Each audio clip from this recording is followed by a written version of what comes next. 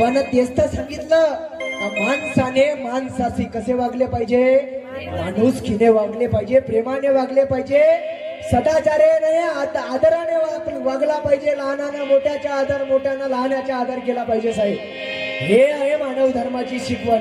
मानव धर्म असा नाही म्हणत का नाही तो दुसरा आहे त्याचा विरोध कर.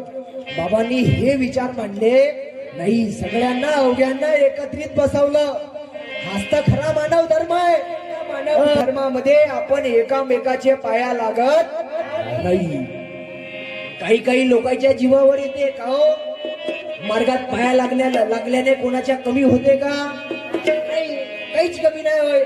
बरं मला एक सांगा, पाया नाही लागला तर कोणता कमी होते का? नाही. याच्या रिजन आहे साहेब. गावगावचे लोक बोलवते मी सांगतो रिजन का साहेब, माझी आत्मा, तुमची आत्मा, सगळ्यांची आत्मा मिळून काय बनलेला आहे? परमात्मा. म्हणतो का नाही परमात्मा एक?